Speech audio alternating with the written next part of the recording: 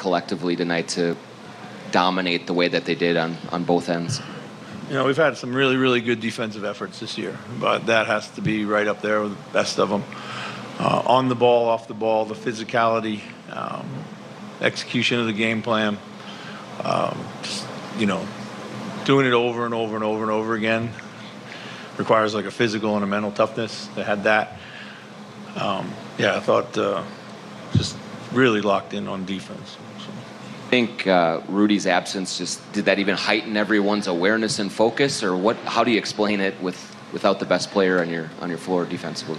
Well, listen, Rudy's driven a defensive culture here, and I think it's a testament to to his impact, his presence, and what he's infused into the team on how important defense is and how great we can be when we play it.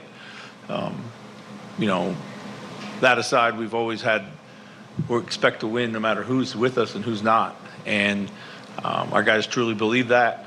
And, we're very, very, very, very happy for Rudy, extremely happy for him. And guys feel that way, but they're ready to go. It's just tweak a few things to the game plan and kind of just went at it. Chris, you touched on it just a second ago, but what does it say about this team, the way they defended? Even when they're up 20, they're defending like it's a tie ball game. But just what does that say about the effort and dedication of this team? Yeah, that's what we keep harping on. It's been our identity all year. Little bit like smell blood in the water at times. Things kind of accelerate. They tried to counter with extreme physicality on their drives. We were able to take that contact, stand them up. Fouled them a little bit too much in the second half, but other than that, I thought we fought them, and that's what our guys do. And it's like anything else. When you see everybody else doing it,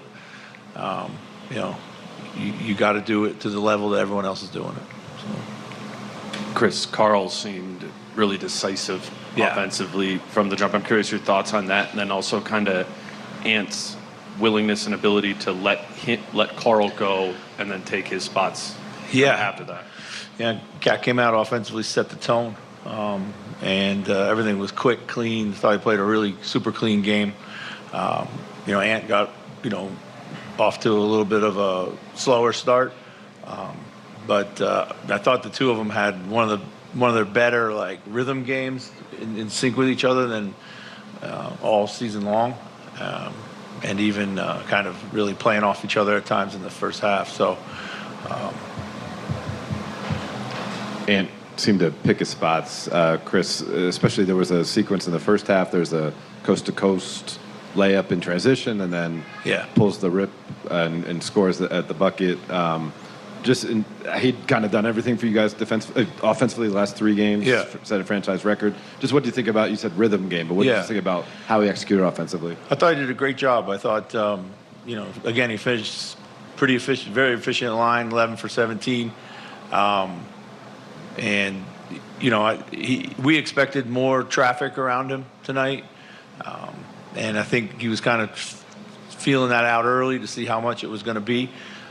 We knew the early attacks would always be there because before they could get set heavy in the gaps, he did a great job of kind of exploiting those. And then I thought as the game went on and they started flipping matchups and flipping coverages, he really did a good job of just finding his teammates. We went through a period, I think we were super tired. We didn't really score very much, but I thought we made a lot of really good plays in that period, and Ant was at the front of that. So. MJ, baby. I've seen that before. MJ, we've seen that movie. I've seen that before. Who that look like? MJ, baby. Minnesota scores its most lopsided postseason road win in franchise history. The 80 points scored by the Nuggets, a season low defensively for Minnesota and a season low offensively for the champs. As for the heating pack, ankle, hurt a knee, that is a dangerous play. Jamal Murray is a great player, and he normally keeps his head on. But him and his teammates are frustrated right now. His frustration's boiled over, and he just made a bonehead decision. Not sure what the league is going to do. He'll definitely be fined. That's a minimum, you would think. Yeah, and I'm not sure if they'll go any farther than that, but we will see. The league normally comes down tough on players throwing things in the stands, and throwing things on the court, especially something like that a player could slip on, to Brendan's point, hurt a knee, hurt an ankle. Doing live play. Yes, doing live play. And think about this. Karl Anthony Towns steps on that heating pad and sprains his ankle, and he's done for this. He's done for this series. What would be appropriate punishment for Jamal Murray and the Denver Nuggets when you've taken the second best player off the Timberwolves because of something like that? How do you rectify that? That's the thing Adam Silver got to think about, because if you don't suspend, if Karl Anthony Towns misses time, if that happens, you can't let Jamal Murray play in the rest of this series. You just can't, because now you'll just have players doing all kind of things to get guys out the game. May have dodged a bullet as far as that goes, because no one, thankfully, was hurt. But I'm guessing I feel a big fine when Jamal Murray was doing this. Going to hear from the league. Big fine coming. Let's take you back to Denver. Nicole. Justin, where did this game get away from you guys? And, you know, is this a thing where you guys kind of have to kind of meet their physicality, and it becomes a little bit more than just a little bit about basketball a little bit? I mean, I think they started off the game, you know, playing a playoff game the way you're supposed to. I think we had a better start than we have been in the last series, and obviously the game before this. Where it all started, I guess sometime before that happened, and when they got that lead. But as far as the physicality and stuff goes, I mean, it's playoff basketball. That's the way everyone's supposed to be playing at this time. We need to find a way to bring that into the fold, and there's things that we've done in the past. So it's not like it's pulling the bunny out of a hat. It's playoff basketball. Either you're going to show up and do that or not, and this is going to happen. Justin, when you see a couple of your teammates struggling the way that they did tonight, like, and the team struggles to get to a certain score, just what's sort of said in the locker room like that? What are some of the things that you can prop up a team like this where clearly the team is going through it? I mean, at the end of the day, this is basketball. There's going to be times where you're going to be great, and there's times when you're not playing the best of your ability or not scoring the best of your ability. But I just think that the effort that we put into the game can still be the same. The sense of urgency, again, the aggressiveness, being able to play physical. I think those are things that we just have to focus on doing when the ball's not going in the basket. That's defending and stopping them from playing, and then just allowing our offense to do what it does. You know, with guys struggling, we still have a powerful offense. We have a lot of guys that can do a lot of things, and obviously having Jokic and Jamal, the things are going to click and work out eventually. So it's to not change, you know, what you do. Continue to be aggressive. Continue to be aggressive to score. You know, in Jokic's case, to score, find guys, do what he does, and let everything fall where it may. But if we have to have the effort, the energy going towards this game the right way, and I think that would kind of help us with the lulls and things we might struggle with as far as scoring and not shooting well. Justin, how much of your offensive struggles were that they're a really good defensive team, and how much did you guys maybe make it easier for them at times with, you know, passing or dribbling or not getting shots up? I mean, again, this is playoff basketball, so we need to start playing like it.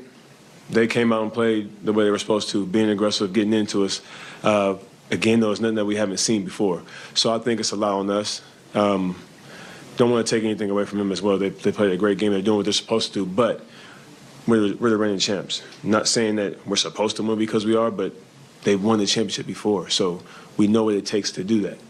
We have to implement that now, right now. I mean, we have no time left really to figure it out. So I think obviously they did a great job with how they came and played, but that's playoff basketball, and we need to take care of our end of the bargain and bring it. All right, thank you, Justin. Yep, you have a good one. It's playoff basketball, boys, and the Nuggets could not adjust. It was evident in that second quarter when they lost their composure. A couple calls went against them. Coach Malone mentioned that, and they just could not adjust to the way the whistle was blowing tonight. Yep, they lost their poise, and Minnesota was relentless with their pressure. Sometimes teams kind of, you know, they're going good, and then they kind of back off a little. Never. Even the guys that came in at the end of the game continued that pressure. Built the lead that they had. Yeah, they did. As a matter of fact, let's just take a look at some of that pressure because